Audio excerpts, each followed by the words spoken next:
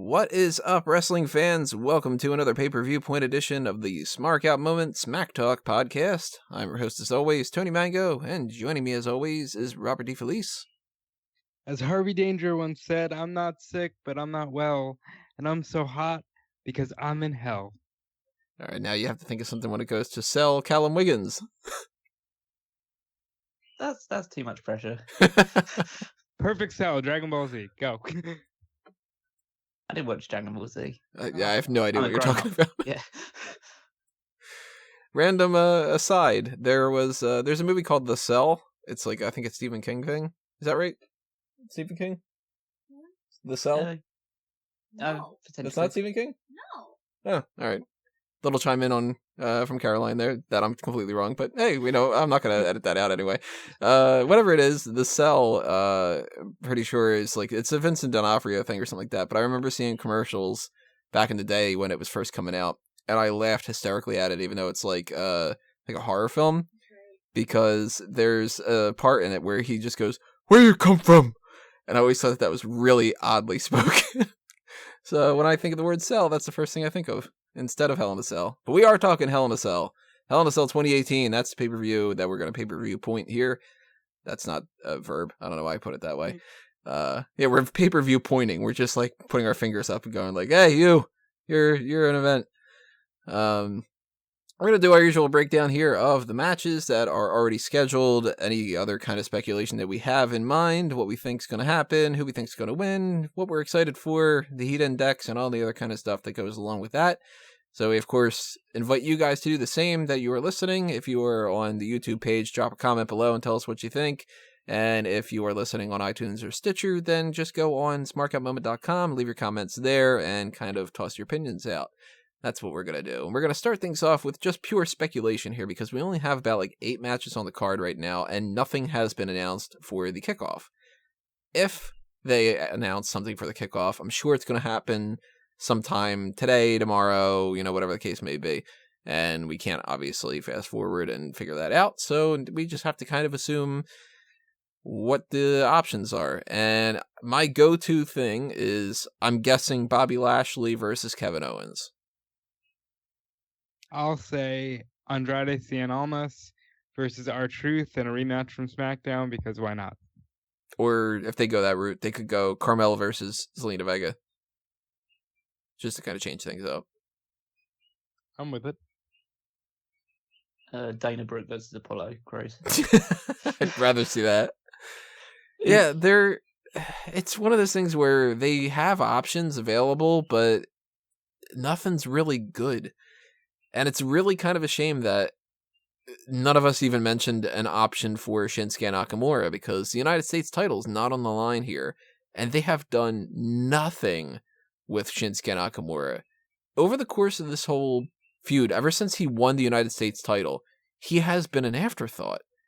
He won the title, and then Hardy started a feud with Randy Orton, and Nakamura just kind of wrestled a match against Jeff Hardy again. Then he disappeared, and he wrestled another match against Jeff Hardy again this week. They have no feud going on for him, no setup of who the next challenger is, nothing. What do you guys think about that? Is he still nursing any kind of injury from, I don't know, the dog bite or anything? Maybe like a tweak? I don't He think so. wrestled. I mean, he wrestled on Tuesday, so I assume not. Right, but that was his first match back in like a long time, right? I think it's just a case they don't have anything. They had no intention of putting a United States Championship match on this show. And SmackDown have been prioritising. I mean, they've got 5 matches on the card, so they've been prioritising those matches instead. And so he's had to go to the back burner. SmackDown has a tendency to just swap people out and just leave people out for weeks on at a time. But it's a shame because he deserves a lot better. His performances, when he does actually get a chance to perform and do what he does best, he's actually been getting a lot better, especially since his heel turn all those months ago. And surely there's somebody that could challenge for the United States Championship. Whether it's on a kickoff or anything. I mean, you can't potentially do Almas, but it'd be heel versus heel, so you're probably not going to do that. Yeah, I mean, you could throw R-Truth would probably be the best one. yeah, you could throw R-Truth in there. Like he had that whole thing going on where he was saying he wanted a title match and he would fight Carmella for it. Just have him in a backstage segment with Carmella, and then Paige goes like, "Hey, you've been doing quite a bit. You can fight Nakamura," and then Nakamura wins. It's like it's not the biggest thing in the world. Almas could even interfere and do something like that. Or shit, it's a pre-show. People aren't really watching that all that much anyway. Throw Ty Dillinger into the mix and just say, "Hey, you've got a match." That'd be so much better than just, I don't know, dangling nothing in the air. And part of me's kind of thinking that we're gonna get something really, really lame announced. Like they're gonna just on Friday afternoon be like, "This just announced for the kickoff. We're gonna get Titus Worldwide against the Authors of Pain again." And I just be like, I don't care. And nobody else is going to either if that's the case. Yeah, I don't think we get that. I think we're more likely to see something with the hodgepodge team of Bobby Roode and Chad Gable than we are Titus Worldwide. Oh yeah, that's definitely a possibility. Roode and Gable against like Slater and Rhino or something. Or the Authors of Pain. Nah, I think that they're giving them a couple wins. Then the Authors of Pain will destroy them. Although, what's up with the Drake Maverick thing? Like, what's going on right now in WWE? They're all over the place. Drake Maverick is a heel on Monday Night Raw, and then he's a babyface general manager on Tuesday nights. And, like, the Revival haven't turned babyface or anything yet. They haven't done anything to try to get back at McIntyre and Ziggler. We got these random heel turns. We've got the Intercontinental title is lost in the mix a little bit here. The United States title is not going anywhere. This is just, let me just say, this card sucks. Between Hell in a Cell and laziness. Well, it's weird because it's like, I think that their devotion to Super Showdown has fucked over Hell in a Cell.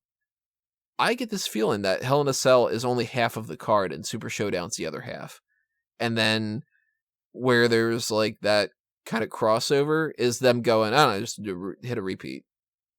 Because Super Showdown right now, they've already got a repeat of the Charlotte Becky, repeat of Samoa Joe and Styles, a repeat of essentially what we're getting on the Monday Night Raw side of things with the Shield against the three, I don't know what they're going to call themselves. We know we're getting another Miz and Bryan match. So, like, what the hell, That's strange. I don't know. I think that they only care about 2 shows a year, and it's WrestleMania and SummerSlam. And now with these new, like, hey, we're going to Australia and we're going to Saudi Arabia, they care about those things, but they don't care about every other show that they book, which I don't understand. Why not just lessen the output of pay-per-views if you're not really that devoted to them? It's one of the only things that gets hits on the WWE network that's current. That's true. So they need to put out as much stuff on there as possible, because otherwise people would just, probably a significant number of people on the network just to watch old pay-per-views because they're the ones that are actually exciting and interesting to watch. Whereas we go forward into this, I don't know what to really say, because I can't get passionate or angry about it because I don't give a fuck anymore. It's like, I know what to expect from Raw or SmackDown, really, because it's just very samey and predictable. And anything that is unpredictable is usually bad. Because it's like, Drake Maverick's come out, and that could be fun or interesting, but it's just weird. It's like there's no explanation for it in the start, really. Where was could we at least had some, like, exposition as to why he decided to join up with the Authors of Pain, as opposed to just turning up one day? And they're not even Authors of Pain anymore, they're AOP, because Vince doesn't like words anymore, so they can just go with letters. Well, they already have only one word names. So it's just Akam and Razor. Eventually he's going to be like A and R. That's what they are. I don't like. Are you serious? Name. They're not even the Authors of Pain? That's what their title card just came out as AOP, and Maverick only refers to them as AOP now. Really? So basically the idea. That's retarded. Oh my god, that's. There's so many things like that going on right now, and it's not even just the Hell in a Cell. The biggest issue with this Super Showdown is that the best feud that's in WWE right now is Triple H versus The Undertaker. Yeah. And leading on from that, probably Shawn Michaels in some capacity versus The Undertaker, or Shawn Michaels and Triple H versus The Undertaker and Kane, or whatever. So, like, why are people that were relevant 20 odd years ago so much more relevant and so much more interesting than people that are currently wrestling? It shouldn't be the case like that. They have so much more freedom. They have so much more ability to say what they want. They have so much more passion in what they're saying and they're building. But you can tell the marked difference between the two styles of promos and the two styles of segments and the way that they're building stories around it. And the way that the commentators actually get excited. Yeah, compared to the week-to-week stuff. It's just, it's a bad situation to be in. Well, when it comes to prioritization, you can certainly tell at Hell in a Cell that there are certain things that WWE is valuing over other things. And one of them is just the idea of Super Showdown in general, because they've already announced what the SmackDown Tag Team title match is going to be there. Which means, I wonder what happens between the New Day and Rusev Day. We already know, if you want to know the spoilers, everybody, Super Showdown has scheduled the Bar is going to face the New Day for the SmackDown Tag Titles. So I think they can still switch them to Rusev Day. They could technically, and then they just change the match and just be like, "Oh, look, we're switching it on the website to Rusev Day." But the fact that they had already announced that means the New Day's retaining, and I don't really want Rusev Day to win to begin with, but I would have at least liked to not have that in the back of my head as something that they had already announced, because it's not like it's a spoiler where, like, I know who wins to get to the finals of the Mae Young Classic, because other people that were at the recording, they put out the tweets and stuff, and I reported on it. I'm not supposed to know that, according to WWE. But if you go on WWE.com, you click on Super Showdown, it shows the New Day with the tag titles against the Bar. So, by their own fault, And I don't want to be too negative, because I feel like we've started on a very negative path here, but I hate when it's like, well, we just lost the number one contendership. That's okay. We're just going to get it in 2 weeks anyway. Like, why compete then? No, we're talking about a company that has people lose multiple title matches and then continues to book them, like the Shinsuke Nakamura, AJ Styles thing. So even if you lose, it doesn't matter. It's just, they could figure out better ways to do this kind of stuff, and they don't want to. Like, it could be something like, hey, the Bar is granted a match at Super Showdown, but we need to figure out who's going to fight for Hell in a Cell. So every other team other than the Bar fights in that whole, like, mini tournament thing that they had going on. And then the winner of that match at Hell in a Cell will defend the titles against the Bar at Super Showdown. That's that easy. And then you have a blank graphic up. You have the Bar versus, and then you have, like, the little silhouettes. SmackDown Tag Team Championship. There you go. You already announced a match. It's got a little bit of mystery behind it. People are interested in the Hell in a Cell thing. And then if you want to keep it on the New Day, then afterward you put the New Day graphic up. It's that fucking easy. It's not that hard. But instead, we know, at the very least, their plan beforehand was the New Day against the Bar, which means, realistically, the whole Rusev thing just doesn't pan out. And I'm fine with that if that's the case, too, because I don't want Rusev Day holding those titles. I'm gonna go and say Rusev Day wins it, and they just change the graphic. I'm agreeing with that as well.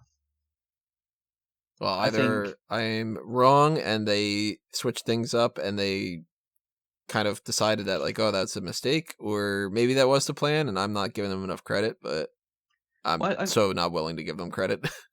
Well, I think I'm not really giving them credit for, like, planning stuff out or anything along those lines, but it's more on the case of, I don't know whether New Day were ever supposed to be champions at this point, because they're only champions because the Bludgeon Brothers got injured. Well, Rowan got injured, more technically.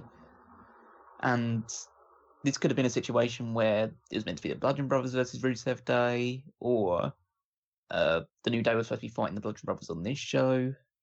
Something to that effect.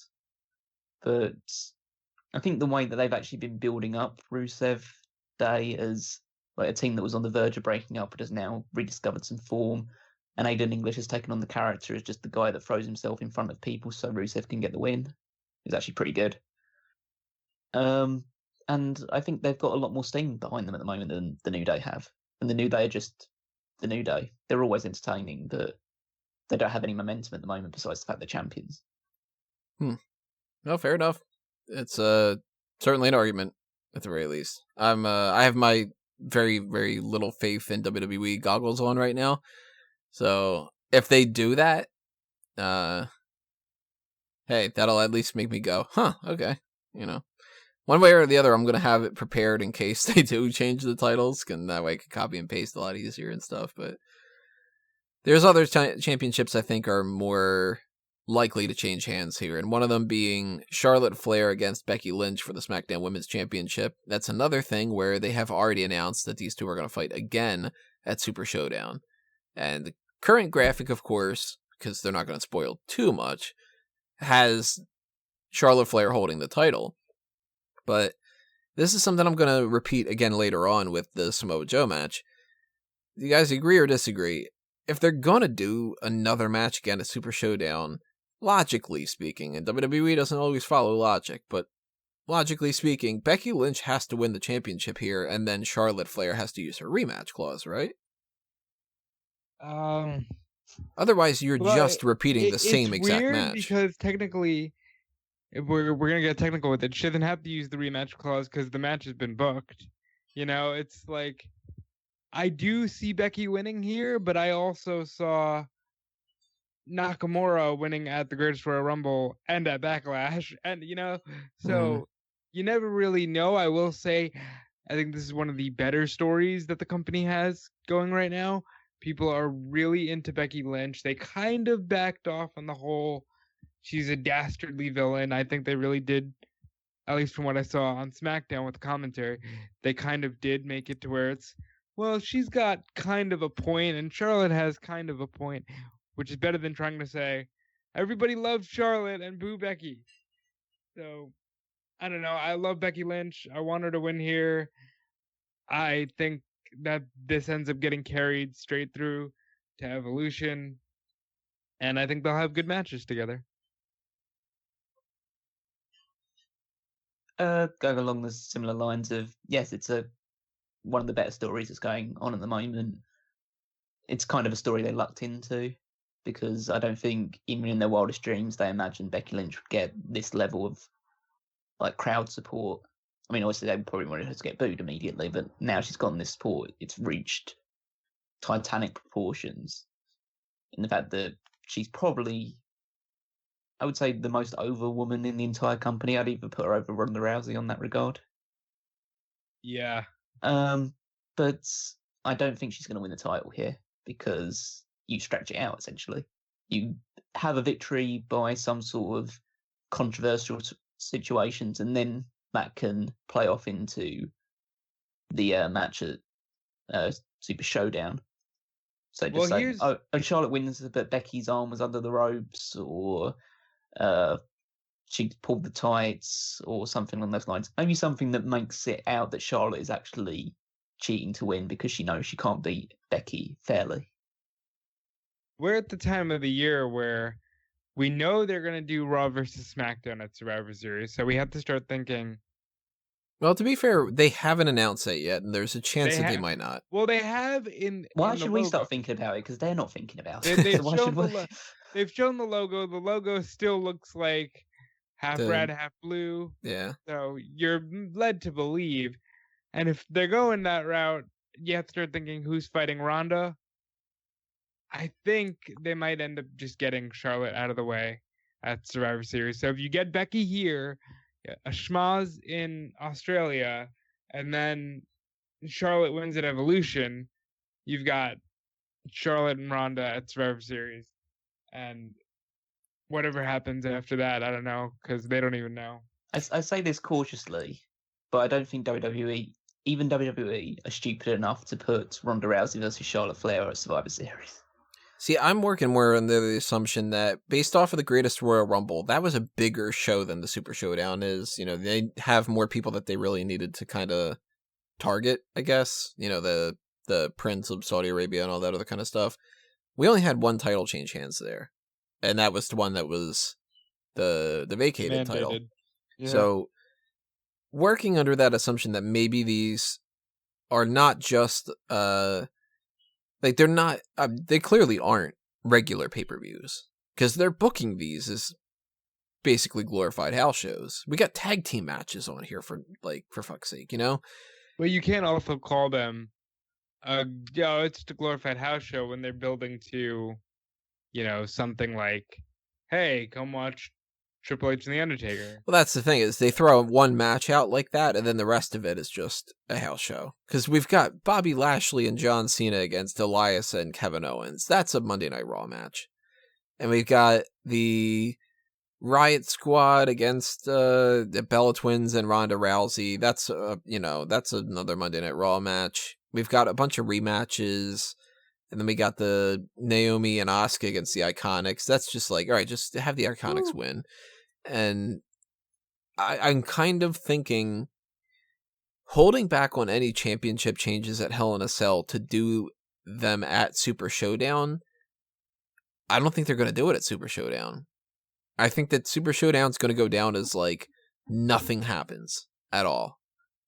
And maybe Evolution does have Charlotte and Becky again. That'll be their fourth match if you count the SummerSlam thing.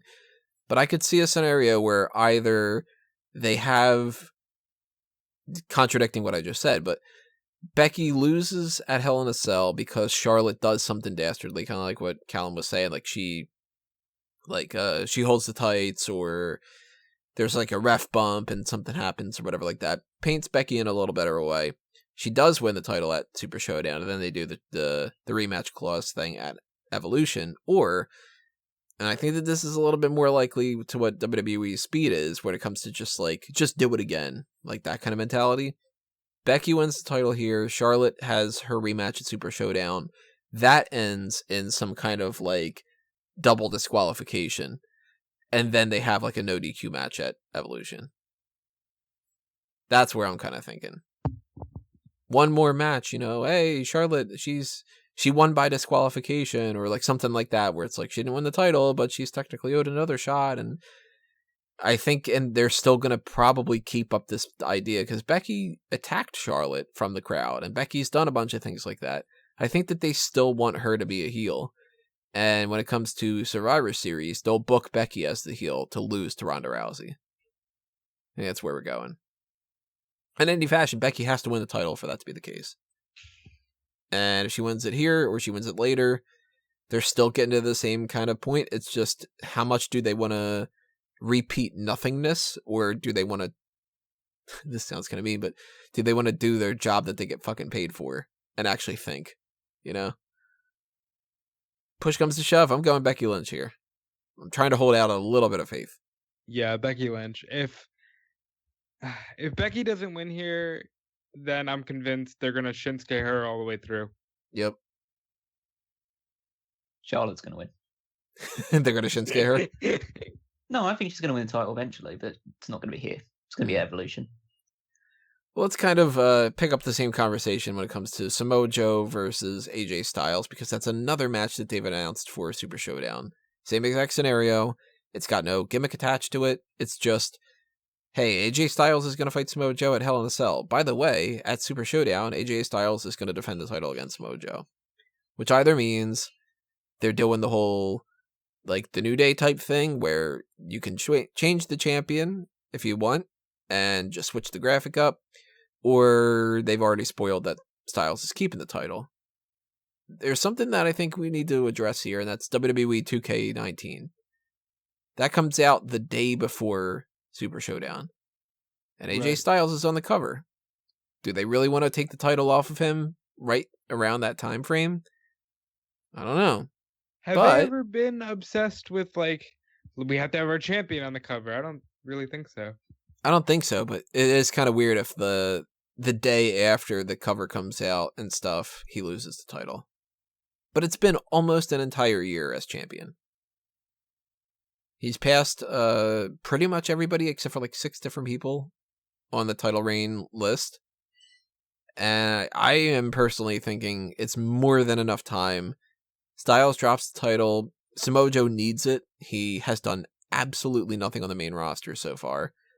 Literally nothing. This guy, he comes onto the main roster, he attacks Seth Rollins, and then they don't use him for WrestleMania. He bounces around a couple different feuds, doesn't win a single one of them, misses another WrestleMania, switches over to SmackDown, and then doesn't do anything until now. He has to win this title. And then you do the rematch at Super Showdown, and Samoa Joe retains the title again. That's what I would do at the very least.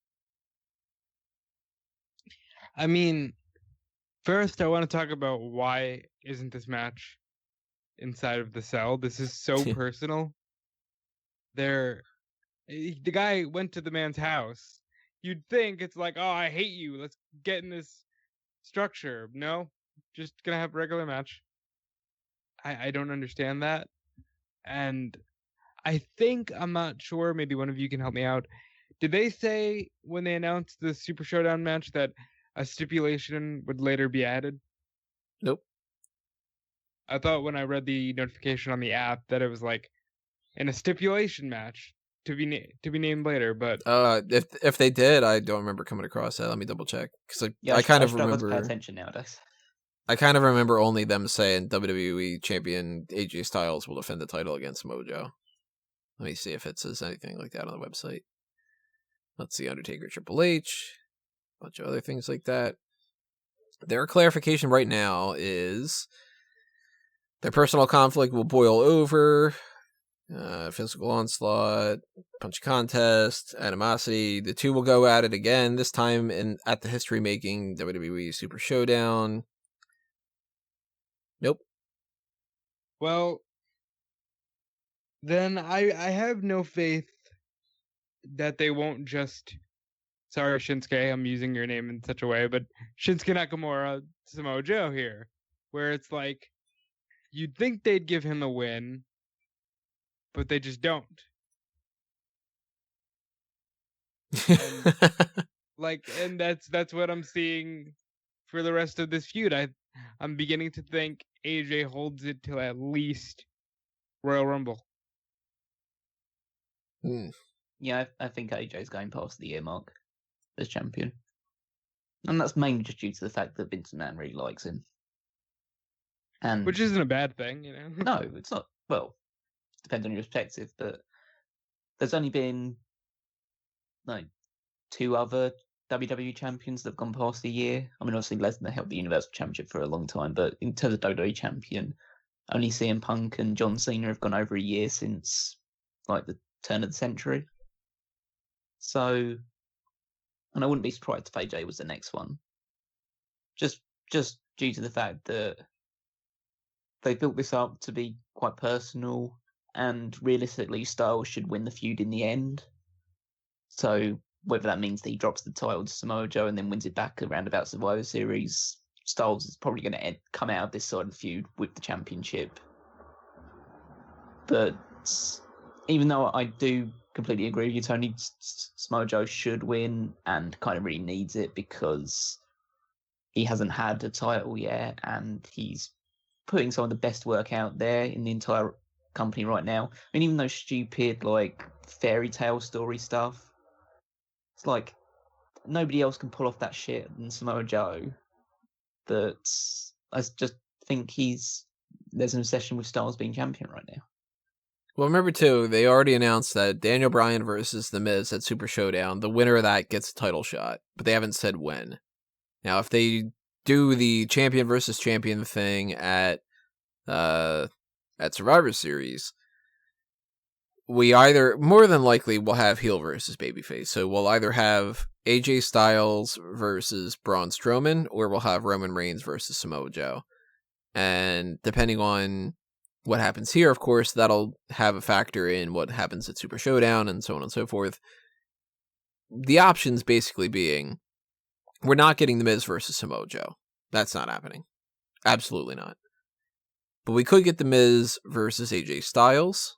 We could get Daniel Bryan versus AJ Styles, or we could get Daniel Bryan versus Samoa Joe.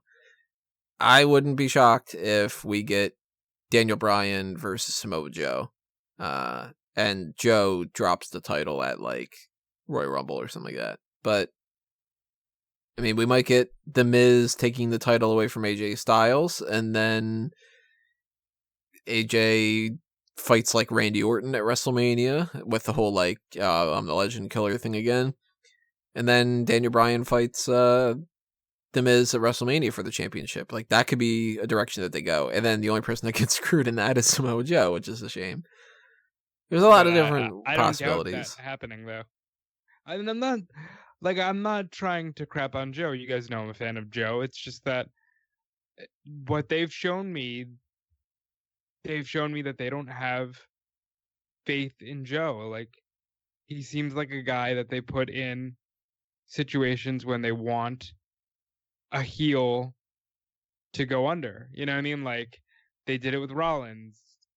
You know, they did it with Roman this past year, Backlash. I just think AJ's that next guy who's going to steamroll through Joe and kind of build his championship legacy. I do think AJ ends up losing it to The Miz. I don't know when, maybe TLC, maybe Royal Rumble, but I do think AJ loses it to The Miz. So I guess it's kind of just a question of you're thinking Styles retains at Hell in a Cell, right? Yeah. Callum, you're thinking the same? Mm-hmm. I'm going to just try to be optimistic and say Samoa Joe wins, but it's hard to be optimistic anyway. But since that match is not in the Hell in a Cell, we do have one other match that maybe in some regard shouldn't be. Maybe it should, I don't know. Which is Jeff Hardy against Randy Orton. This feud has been going on for quite a while, and it's basically just been they attack each other over and over again. Do you guys think that this is good enough for Hell in a Cell? I think that the reason this is in the cage is because it's a complete favor to Jeff and Randy. Mostly Jeff, because this has been on Jeff's bucket list forever. So I think it's a favor to them, and this is the match where I'm going to try to be optimistic and just put my, like, teenage nostalgia glasses on and hope that they kill it. But at the same time, the adult in me would not be surprised at all if they just wildly disappoint. Well, this would have been a really, really big deal 10 years ago. Yeah. 10 years ago. Yeah, we got like Undertaker versus Triple H kind of thing. So with Undertaker and Triple H. I also think, and I know why Foley's reffing the Raw match, because it's Raw, but I think Foley would have fit more with these two guys. Because it's a Hell in a Cell match with Jeff Hardy. He's jumping, right? Like, he has to. Otherwise, fans will feel cheated. Well, this is a one-move match. That's it. Yeah. Oh, yeah. It's just, literally, it's just, hey, Jeff, you want a Hell in a Cell match? What move do you want to do? That's the only reason why this is happening. And Randy Orton will win, and he'll win because of whatever it is. And I hope Jeff doesn't get injured too much, but they'll write Jeff Hardy off because Jeff Hardy is injured. So whatever he's going to do, that's going to be, the way that they write him off. But I don't know, like Swanton off the top of it into an RKO, like whatever the hell it's going to be. Like, I think it's Swanton off the top of it. Randy moves. Jeff crashes through the table, gets dragged back into the cage. RKO 1, 2, 3. It's difficult to really plan it well. I hope it doesn't go very long because Jeff Hardy's not as mobile as he used to be, and Randy Orton is Randy Orton. So if it goes longer than 20 minutes, I assume we're going to see at least 5 headlocks at some point. He'll end up outside. Hardy will lay him out on the announce table. He'll fall off the cell, go through it. Orton will drag him back in the ring. He'll have one like big kick out from the fall, and then just RKO, and it's over. I mean, I don't know whether I'm excited for this or not. I mean, it's not going to be terrible, I don't think, but as long as they keep it brief. but it's not particularly special. I do have a at least part of me thinks this is going to be Jeff Hardy's last match. Yeah, I'm with you there. And I think Jeff is going into this like, if this is my last match, let's go out with a bang. You mean last match, like, period? Yeah. So I mean, nobody ever really retires in wrestling. Yeah. Yeah, But I was gonna say, I think- I can't imagine this being like a retirement match. But I think this might be his last as a full-time Yeah. roster guy. And I think this might be his last not, hey, I'm in the Royal Rumble. Hey, like, no, I think this is it. Possibly. I mean, I wouldn't rule that out. We know that Matt Hardy's banged up. And they had to, at least, part of their idea behind coming back to WWE was just like, all right, let's go home. That kind of thing. Let's go home. Let's win the tag titles. About a year or so later, we're going to start hanging it up a little bit. And maybe at this point, they start looking into other kind of things that they can do. But it wouldn't surprise me at all if we see Jeff take a little bit of time off, come back, have a couple random matches with some other people here and there, and then like one blow off Hardy Boys thing. And then that's the end. But this could probably be his last like feud. Either way, he's taking time off at the very least. It has to be the case. I think so. So we're all going Orton, right? Yeah. Mm-hmm. Yeah.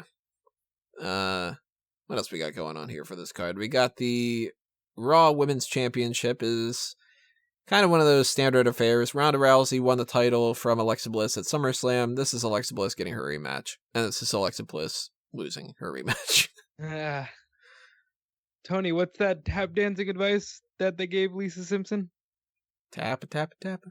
Yeah, that's what I see here. I'm just kind of picturing Alexa Bliss and Ronda Rousey and that cat all dancing. Like, I feel bad. There's nothing really to say here. It's tap and we're done here. Like, that's it. Now this match is going to be competitive because Ronda hurt her ribs. Oh, are they doing that again? Like they did with fucking Nia at Backlash? Yeah, essentially she's hurt, so that means Bliss is going to get a few shots in. No. I have to say the match they had on the tag team match, that struck me as a match which Ronda Rousey had not spent months preparing for, in the sense of she looks green in that match, and she is green, so you got to give her some. Which is okay. So yeah, it's not like she's the dirt worst or anything, but it's clear that in order to have good matches that she has been having, she needs a lot of preparation going into it, and they need to rehearse it over and over again. Yeah. Because it just seemed like that match was kind of, okay, we only have like a couple of days to prepare, try it out a few times, and then see what happens. And it wasn't very good. Maybe they didn't do that. Maybe they just called it in the ring. Let me play conspiracy theorist real quick here. Does either A, Stephanie, or B, Nikki cost Ronda the championship, and we get Alexa versus Trish for the title at Evolution, and Ronda can just fight whoever in a non-title match? Well, the CIA coupled with the mob, they had some issues with JFK. Right? Yeah. Yeah. Nah, Ronda's keeping the title, and she's either defending it against Nikki at Evolution, or she's doing the whole like her against Stephanie again. I'm pretty sure about that at this point. Alexa versus Trish. The gimmick behind it is Trish coming back. Well, I mean, Stephanie should main event Evolution. She gave us women's wrestling. It wasn't a thing before Stephanie, so thank God. Well, I think it's fundamentally obvious that it's going to be Nikki Bella versus Ronda Rousey at Evolution. Yeah, more than likely. Especially because they're doing that whole tag team thing at Super Showdown. I mean, they've done absolutely nothing to subvert anybody's attention for that, with the fact that the Bellas are everywhere. It's Brie Bella's appearing on both shows. Nikki Bella is interacting with Ronda Rousey a lot, talking about, oh, this is how you be successful in WWE, and the commentators talking about all their business ventures. Basically everything, say, oh, they're so great at everything that's not wrestling. Because when they actually are good at wrestling, they're passable. I mean, Nikki's good. Brie is passable at best. But yeah, it's pretty obvious that's where it's going, and for that to happen, Ronda Rousey has to stay the champion. So I'm imagining this is going to be slightly more competitive, just because they're going to do the rib injury, and fortunately, Ronda's selling is probably the best part of her entire character. So I'm not expecting it to be a terrible match. It's just going to be long, and there's probably going to be a few bells and whistles like Mickie James and Natalya and Alicia Fox getting involved. A lot of the Gaga. Yeah, essentially. And yeah, it'll just end with Bliss tapping out again. Pretty standard. Tap. I imagine she'll probably hurt her arm in the lead up to her mixed match challenge match as well. So she could sell that for a bit. Yeah, I don't have a whole lot of faith in this being anything all that impressive, but it's not going to be bad either. You know, I mean, Ronda Rousey's impressed me enough so far that I'll give her the benefit of the doubt. It'll be the worst of the... Oh, I'm saying it'll be the worst of the two women's matches. Oh, yeah. The two straight-up women's matches. For sure. Well, it's... Nothing on this show is going to be outright bad. It's just... It all seems inconsequential, almost. Yeah. That's why I'm really hoping that we get those 2 title changes, so at least it feels like something happened. If not, it's going to suck, and then I think Super Showdown's going to suck too. And that's going to suck out all the life of this whole, like, autumn kind of season. Because, man, I'm not looking forward to, for instance, next match we could talk about here. We're talking about the women's progression that WWE is going on with. We're already looking at Ronda Rousey versus Alexa Bliss being, like, the more disappointing of the two. It's still going to be better than what the Brie Bella and Maryse section of the mixed tag team match is going to be. Because, man, Brie Bella on Raw, fucking awful. I at least think this will be fun. I'm not really looking forward to it. I mean, I love Daniel Bryan and The Miz, but as, you know, backwards as it sounds to say, having Maryse and Brie in there is only going to ruin it. And I like the idea that they booked this match, too. Like, logically, this is the next step in the feud. But they're going to fuck this up. I mean, yeah, I think my response after SummerSlam was Brie Bella is a horrible wife for not doing anything. So at least, you know, they did do something with them, and they didn't just go, well, they're going to fight at Evolution, which I'm okay with. And yeah, I think this will be fun, and I think this will be a nice moment for Brie and Bryan, who this will probably be like first time, last time teaming together kind of thing. And this is where Bryan can get his win, so that he lost to The Miz by shenanigans at SummerSlam, and he's going to, in my opinion, lose at Super Showdown. And then we can start to build bigger things with Bryan, like, you know, winning the Royal Rumble. Not too big then. Well, I don't know. The last 2 times he was even around the Rumble, he nearly incited riots for not winning. So, kind of big. Yeah, I'm not. I don't hold up high hopes for the quality of this match, just because the last time the Miz and Maryse were in a mixed tag team match with Bella, it was essentially just window dressing to a botched engagement attempt. So it doesn't have a very like sparkling reputation. This could, like, based on that history, this could just end in Brie and Daniel's divorce. So I mean, that's kind of the level we're going with at this point. But in the end, Miz and Maryse always win. Yeah, well, that probably makes the most sense, really. This will just be like Daniel and Miz will do what they do, and it'll be fine. And then Miz and not Miz, but Maryse and Brie Bella will get involved, and that will be probably awful. So double yes lock, tabba tabba tabba. Yeah, it will be the double yes lock win. But I'm going with the idea that Brie will be legal, so Bryan technically doesn't have a win over The Miz. He has a win in the tag team thing, but he didn't get the actual victory over him. Yeah, I can kind of see that being the case. And that way they kind of just I mean, this sounds kind of mean to say too, but they kind of upgrade the Brie Bella section of it by technically saying that she won the match for them, even though the majority of the action is going to be Daniel Bryan and Miz. Like, look at what happened on SmackDown. SmackDown was supposed to be Brie Bella against Maryse. It ended up being a lot of Miz and Daniel Bryan fighting. You know, I don't even remember in the WrestleMania one with John and Nicole. Did Nikki and Maryse, were they even legal once in that match? Yeah, I'm sure they had to be at some point. She got the. Oh no, she didn't get the pinfall over it, but yeah, they were. I think they were legal towards the end of the match. Mm. I mean, Maryse didn't actually do anything in the match.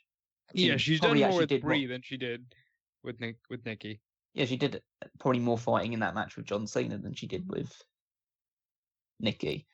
And I don't know how much they're going to do just because we don't know what sort of ring shape. I mean, Maryse looks in great shape after like giving birth only a few months ago, but like I don't know what ring shape she's in. Kudos to her though. And Brie's never been good. Like she's been passable, like I said, but she's never been good in the ring. Like, be quite. I mean, there's obviously even with a big chance of Maryse having not really wrestled a real match in any stretch of the imagination for about, it must be at least half a decade or so. She could still be better in this match than Brie is. Either way, this is not going to be one of those like barn burner type things. So we're all going Brie and Daniel, right? Do the daughters have any outside interference? I'd be up for it. Why not? It'd be quite funny if they decided to just put them both in prams and just charge each other. We could have like the kids on a pole match or something. I don't know. Yeah, Brie and Bryan. I'm just gonna group the last two matches together because I think that they actually are dependent upon each other. Sort of like one has to influence the other one, and that's we've got the Raw Tag Team Championship is on the line between Drew McIntyre and Dolph Ziggler defending against Dean Ambrose and the Intercontinental Champion Seth Rollins, which means the Intercontinental title is not on the line. And then we also have the Money in the Bank being cashed in advance with a now heel Braun Strowman against Roman Reigns in the Hell in a Cell, which also has Mick Foley as a special guest referee. First question I have for you guys. They're throwing everything at this, aren't they? These three versus these three is the only priority they've got going on. You got every title on Raw except for the women's title. You've got a special guest referee, Hell in a Cell, the Shield returning, a heel turn for Braun Strowman, the entire Monday Night Raw roster getting into the mix. Is it working? Well, what do you mean by working? Are you more inclined to cheer Roman Reigns right now than you were before? Are you buying into their script? I think the right way. I think that the general person that boos Roman Reigns is a bigger fan of the Shield. And I do think that when the Shield is a thing, Roman doesn't get booed as much. However, this was not the way to do this. To lump Strowman with Ziggler and McIntyre, it just seems so fucking like lazy. And I would have been more inclined, and I know we're very much over the Wyatts, but I'd be more inclined if, Harper and Bray helped Strowman, because at least there's something there. This was clearly just, we need three guys to take on the Shield. These can be the main three. Oh, and we're going to throw everybody else at the Shield, and we're going to do this thing where it's like everybody's tired of the Shield. And even though the Shield hasn't even really been a thing, up until what was it 3 weeks ago? Because Ambrose just came back, and there's still the logic hole that Braun Strowman is right. He did try to cash in on Roman straight up, and the Shield prevented that. That was kind of a heel move on the Shield's part, and then they just threw this, what they call them, the Dogs of War thing together. And by the way, Ziggler does not fit this mold. You have Braun, who's a big badass, McIntyre, who's a big badass, and then Ziggler gets on the mic, and it's like Zach Morris on the mic compared to these two. I don't know. It's working for some people. I've had lots of discussions with some people who are saying that they like this chaos. It intrigues them. I'm not one of them, and I definitely like this tag match because I like all four guys, and I'm hoping that they deliver what I think they can. But the overall story is just shit.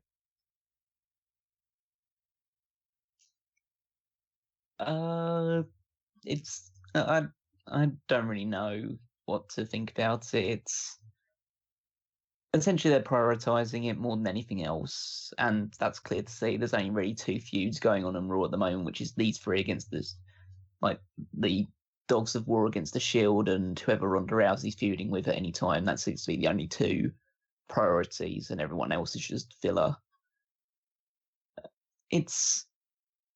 I don't think it's going to work, especially with Roman Reigns involved, that it's essentially the Shield against the entire heel side of the Raw roster. Because I don't want to say everybody, but what a lot of people dislike about Roman Reigns is that they always stack the odds against him and he always comes out on top. And yet we're meant to consider him an underdog. And now we're making every member of the Shield the underdogs. So realistically, it's going to do more harm to Seth and Dean to be associated with Roman than it's actually going to help Roman to be associated with the other two. In the long run, I believe, anyway. Well, that's definitely their priority. Like, I mean, the most transparent, the most transparent thing about this all is it only boils down to, is it going to get Roman cheered? Yeah, and that's been the MO for 4 years or so. So I don't know why anybody would expect any different. Why would you not, like, if something is proven not to work, and they did this with John for so many years, well, we're just going to position him as an underdog. Because it doesn't matter. Because even though they did push like Cena down our throats as a babyface when everyone wanted to boo him, they were still making a shit ton of money, and they're still making a shit ton of money. So it doesn't matter. It really, really doesn't matter. But they want Roman to be cheered more than anything else, and they will beat it into the ground until that does happen. And if it doesn't happen, it doesn't matter because they're still making money. They're still a profitable company, and they'll just keep trying because that's what they want. And at the end of the day, the only thing that matters is what they want. It's not what we want; it's what they want. Yeah, I don't have to say like as cut and dry as that, but that's the case though. That's what it's true. Yeah, I mean, anyone that says it isn't true, it's fucking stupid. And you got to imagine the other people on Monday Night Raw, if they're smart enough, they're annoyed enough to be like, you know, this Kevin Owens and Bobby Lashley feud, it's going to suck. There's no way it's going to be any good. Wouldn't it be a lot better if the Intercontinental Championship was in the mix for it, though? Instead of the Intercontinental Championship just having to be on one of the guys that's fighting for the Raw tag titles, because we also have at the Super Showdown Shield versus these other three, Dogs of War, whatever they're calling themselves. It seems, logically, that they're going to keep all the titles in that mix, too. And this is where I kind of get into, like, all right, let's just think ahead, let's potentially overthink things, and, book backwards, sort of. If you're going with the Shield against these three, and you've got the Raw Tag Team titles are now on McIntyre and Ziggler, Intercontinental titles on Seth Rollins, Universal titles on Roman Reigns. These are the two options I can imagine. Roman Reigns and Rollins keep their titles. Ziggler and McIntyre keep their titles. That way we have two titles on one side, two titles on the other. Or Rollins keeps his title, McIntyre and Ziggler keep their titles, and Roman Reigns drops the Universal Championship. So that way, between the options, if you're going to want to book one team against another team, it makes more sense for the heels to have more power. Then you got, Roman Reigns lost that, and how are they ever going to beat them? They've got the Universal title and the tag team titles. All of the red belts are on this side, like that kind of thing. And then Roman just fucking wins the title back again at, like, if they don't do champion versus champion at Survivor Series, Roman just wins the title back then. But champion versus champion at Survivor Series, of course, if you do that, and if you go with Samoa Joe, they probably put Roman Reigns against Samoa Joe and Roman Reigns wins. If you do Braun Strowman against AJ Styles, you could do that kind of a thing. I don't think they're thinking that far ahead necessarily, but they might be. And this is the second time you said it. I think it's cute that you don't realize that they would just put Roman against AJ and just have the club against the Shield. Well, if they do that, then all they're going to do is invite people cheering for AJ Styles and then have Roman Reigns beat AJ Styles. And then they're going to, it's like, I'm trying so hard to give them the benefit of the doubt to not just do the worst possible case scenario all the time. No, yet I'm convinced that this is where we are in the calendar year for them. They're just going to do the worst case scenario just to get them by until January. Well, I think one of the worst case scenario things that could happen at Hell in a Cell is if you've got McIntyre and Ziggler drop the tag titles. I can't imagine that being a good decision. I think it's going to happen. The only way I can see that happening here is if sometime before Super Showdown, Rollins loses the Intercontinental title.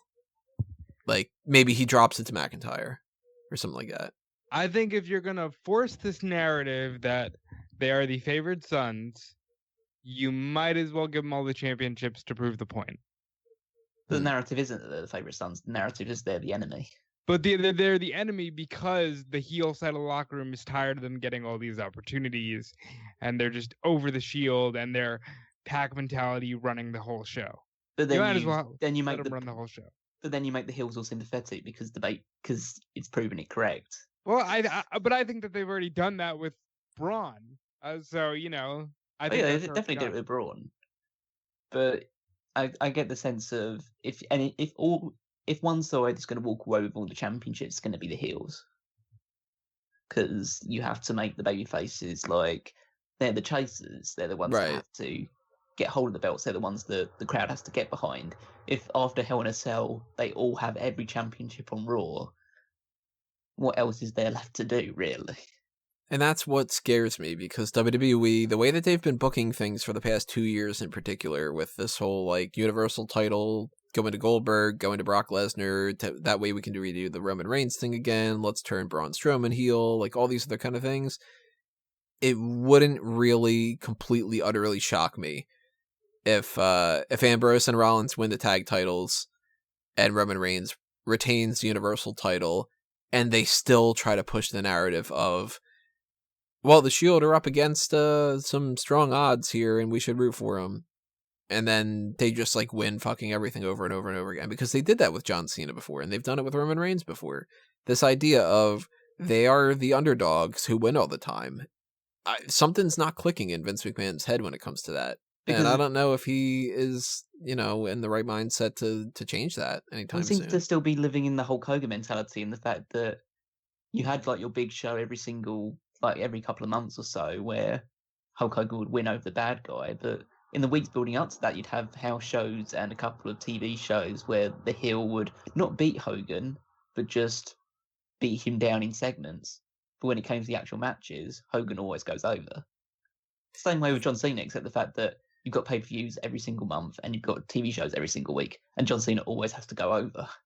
So, well, speaking of the mentality with the whole Hogan thing, look at the way that they booked Hogan towards like the end of his, actually not even necessarily towards the end of it, but they did stuff with Hogan back then that kind of coincides with this. It seems like Braun Strowman makes perfect sense here. The Shield did interfere in a legitimate match. Braun Strowman was going into it straight up, yet we're supposed to boo Braun Strowman. Hulk Hogan eliminates Sid from the Royal Rumble just because he's pissed that he got eliminated, fair and square, and Sid is the bad guy. And in both situations, a simple change of the way you did that could have at least made what you're trying to pitch more coherent, I mean, if you're going back in time and stuff, like, if you want to bring a little bit more interest to, like, I guess kind of like a little bit more nuance, let's say instead of Sid just dumping Hogan out and then Hogan helping Ric Flair, of all people, eliminate Psycho, no, he wasn't Psycho Sid at the time, he was Sid Justice. Let's say Sid goes to clothesline Ric Flair and he ends up clotheslining Hogan, and Hogan's all like, hey, what the hell, man, whatever. Then they start talking, and then in the process, Ric Flair takes advantage of the argument. No, it's as simple as Hogan gets rid of Sid. You can say, hey, it's every man for themselves. Then Sid helps Flair get rid of Hogan. It's like, well, I mean, if you want to do why that, are we talking about a you match can... that's 30 years old? I don't know, because Hell in a Cell sucks. Because that's more why. entertaining, and the idea behind it is, even back then, if you were to think a little bit more, you've got two options right there between my idea and Robert's idea, between, like, that's how you can book a babyface to still be the babyface without being a complete asshole. But no babyface in WWE is not an arsehole. That's their MO. Every single top babyface in WWE is a dick. Hulk Hogan, Stone Cold, The Rock, Brock Lesnar when he was a top thing, John Cena, Roman Reigns, they're all arseholes. The only ones that were good is Daniel Bryan. Well, Cena wasn't really. He turned into an asshole. He eventually turned into an asshole. He was an asshole when he got popular. And then when he decided to become like the goody two shoes, he became unpopular because everyone... Right. Because realistically, a lot of the WWE fan base want an asshole as their top babyface.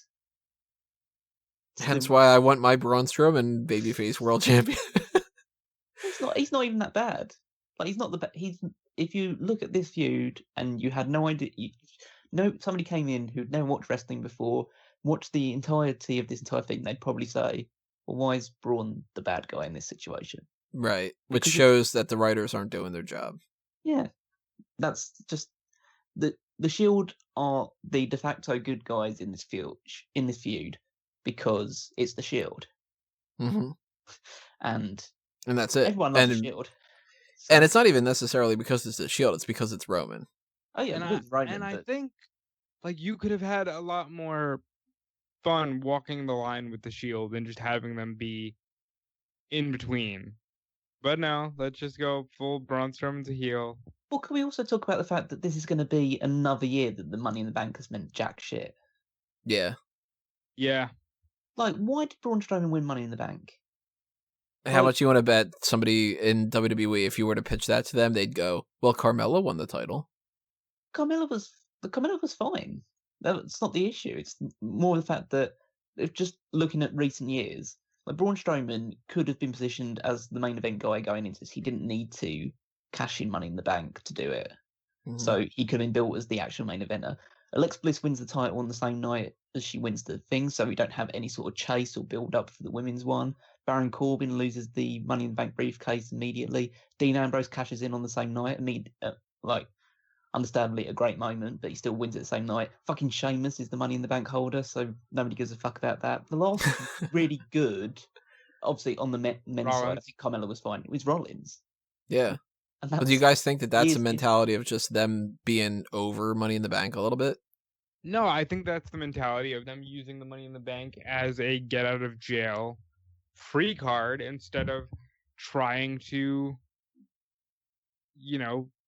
tell a story with it. I'm hoping that whatever this whole thing is, it's not where WWE had no idea what to do and they just backed themselves into a corner. Kind of like they didn't just put the briefcase on Strowman because they were like, well, fuck, it wouldn't make any sense if anybody but Strowman won. So let's give Strowman the briefcase and we'll figure it out. And then it got to this point where they were like, well, let's hold off on the Roman Reigns thing until SummerSlam and then we'll figure it out. And then it became, fuck, we have to figure it out. And their whole idea just became, I don't know, people like the Shield, let's try to do the Shield. Fuck, we have to turn Braun Strowman heel at that point then. All right, well, then let's just do that. And let's throw all the titles that way. Let's throw all this. If we put all our eggs in that basket, then it can't possibly fail. And if that's the case, I hope it fails. Just to prove a point to them, Can we also talk about what What is Foley's involvement in this match? Yeah, I was gonna bring that up Well, next. that was actually my next thing I was going to get to, because that it has to be. Again, there's 3 options. He serves absolutely no purpose whatsoever. He is there for sympathetic reasons, or he turns. Those are the only 3 options. And does what? Well, he'd have to, at that point, in their mentality, I keep using the word mentality, in their mindset, Foley's a babyface going into this, and he would be like calling the shots fair and stuff, but since he is a babyface, he should be more on the side of the heels, should be more on the side of the Shield, and if he were to help the heels, that it would be like, oh my god, that's who we can blame this on, because Mick Foley did something and he proves that, like, even the legends don't like the Shield, and, you know, like that kind of thing. Nope. I don't think that's going to be the case, because then that implies Braun Strowman wins the title, and I don't think Braun's winning that title. And you can't book the payoff of Mankind, Cactus Jack, and Dude Love against the Shield. I'd watch it. What the fuck? Why not? I'd be more into that than I would almost anything else that's happening. My guess is Mick Foley's there to take a bump, not a big bump, but for Braun Strowman to beat up, so that way we can boo Braun Strowman more, and then Roman Reigns can hit a spear and win. I don't think it will go as far as a bump. I think it will be a situation where Braun Strowman's hit the power slam, Roman kicks out of 2, Braun thinks that Foley slow counted or whatever, grabs him by the shirt, and then Roman spears him. Like, he just grabs him by the shirt. God, that's so boring. I can imagine them doing something really stupid, like to kill Braun's credibility as much as they possibly could. I mean, they probably... I don't want to say they definitely would, because it's fucking stupid, but there's obviously the chance that they do a thing where he does grab Foley's shirt, Foley puts in the mandible claw on Strowman, Strowman has to sell it, and then walks into the path of the spear and gets pinned. Yeah, I can see that being the case. Because only people from the late 90s actually matter in wrestling. Yeah. And then that way, Braun Strowman comes out on Monday Night Raw. The only reason you won was because of Mick Foley, like that kind of thing. They fucking fight again, and then we end up having the whole like, oh no, the heels beat down the Shield, and what's gonna happen at Super Showdown? The Shield's gonna win there, like that kind of thing. And it's just a fucking, you know, if this was a video podcast, I'd do my my pretend jerking myself off motion and just like. Yeah, skip forward. Let's just show me what's happening at Survivor Series. That's all I fucking care about at this point, you know? What's really sad is I think this is the first prediction show where I am significantly less excited than I was when we started, and I wasn't even that excited when we started. I hate to be so goddamn negative. I mean, the people that have listened to Smack Talk long enough should know by now, I want to be more positive. And when it is... I'm totally cool with being like, oh, this should be good and whatever like that, but it's just some of this shit gets under my skin, and I'm looking at the way that they've been building Super Showdown and that they've been focused on that, and that they've been losing their focus on Hell in a Cell, and that they've got so many different ways that this can go wrong, and by the end of it, just not feel confident about anything. I wouldn't be shocked at all if Becky doesn't win the title and if Samoa Joe doesn't win the title. This might be my least favorite show of the year. I think the most balanced thing we could probably say is that the show itself might not be that bad because some of the matches will be very good. It's the one thing that WWE has to its credit is that most of the time the matches are actually pretty good, especially on pay-per-view. And there's enough matches on the show with enough potential to, at least in a wrestling sense, make it a very good show. It's the story surrounding it and the build-up and the consequences of what happens in all of those matches that's the thing that is dragging us down a lot. The kind of thing where it's like, I wish I didn't watch Monday Night Raw and SmackDown and all that stuff, and just if I would if I would just tune into Hell in a Cell, I might be like, all right, that was a good couple hours. Yeah, that's probably the way that you would look at it. Well, for me, it's like I'm dead sick of these 90s guys, and I was having a lot of fun on the one more match thing about like, well, maybe you can put Shawn and Hunter in this, but like I don't actually really want to see this. You know what I mean? Why are we doing this thing where it's like here's Mick Foley. If you even tease Foley taking a bump, that's so dangerous. He just had hip surgery not that long ago. Like, I don't want to see this thing where it's like we're building it around the stars that you used to actually enjoy. Just make the credible talent that you have enjoyable, because there's a lot of credible talent on the roster. You know what I mean? Yeah. I don't think there's too much credible talent anymore. So, well, I mean, like, there's good people in the ring, but credibility is. Well, that's what I mean. There's good people in the ring, and if you just put steam behind them the way you do the fucking Undertaker, maybe they would actually be big deals. Well, they're doing that with Roman. It's just priorities are weird, but I guess gun to your head, if you got to pick, we got the Raw Tag Team title situation, we got the Universal title. Who's winning? I'm going Ambrose and Rollins look really, really, really strong, and then lose to McIntyre and Ziggler. That way, later on in the night, we have all 6 people fighting in the Hell in a Cell kind of thing, and the babyfaces triumph and Roman Reigns wins, because push comes to shove, Roman Reigns is the priority. He wins. They trademarked the Workhorse Open Challenge. He keeps that title going into WrestleMania. Whatever the case may be. Braun Strowman just falls by the wayside, and they fuck Braun Strowman over again. And is Braun Strowman the 2018 Ryback? Yeah. I think they're going to do a Ryback with him. They turned him heel when he should have been a babyface. And he'll end up, Ryback should have been going into WrestleMania to fight Big Show for the World Heavyweight Championship. Instead, he lost to Mark Henry.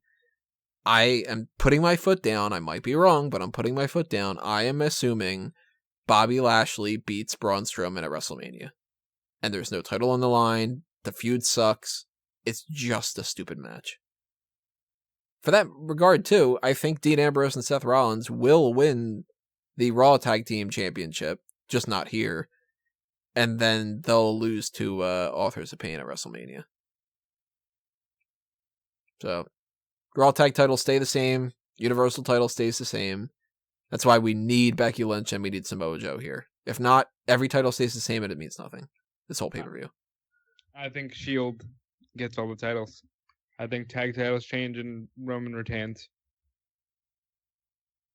I'm going for no title changes in either match. What a downer this whole pay-per-view is. Like, I'm not into this at all. And I've already written up articles, and I've already said it before. Hell in a Cell shouldn't be a fucking pay-per-view anymore. It shouldn't have been a pay-per-view to begin with, but if you're going to give me a Hell in a Cell match, give me a match that I'm going to want to look back on later on, and don't give me this type of card. And I'm already going to say this. I apologize in advance. Super Showdown, you're not going to get a very optimistic point of view from me on this. So, sorry, everybody. Maybe Evolution will be better. I don't know. At the very least, maybe Survivor Series will be better. So tune into November when we might be talking about something optimistic. Yeah, I echo that sentiment. Yeah, that's a shame. In any fashion, whenever that stuff happens, we will have that up on the site. And of course, if you want to be aware of when those things go down, as well as when the post-show for Hell in a Cell goes down, make sure you hit that subscribe button on YouTube and check off that little notification bell thing. Follow us on Facebook and Twitter at SmarkOutMoment. What do you think of the new logo? Drop a line. Tell me what you think about that. I mentioned Discord before. Stay tuned for that. If you want to show your support on the monetary side of things, hit up the Patreon or the Redbubble or TeePublic and check out SmarkOutMoment.com for everything else that's happening there. Check out FanboysAnonymous.com for all the things happening on that side of things. And I think that's it for my plugs. So, Callum. Well, you can find me on Twitter at Wigmeister14, and I'll be writing up the Battle of the Brand stuff this week this weekend for a short-term future for the weekly stuff. And yeah, just check out all the other weekly stuff because it's all pretty good.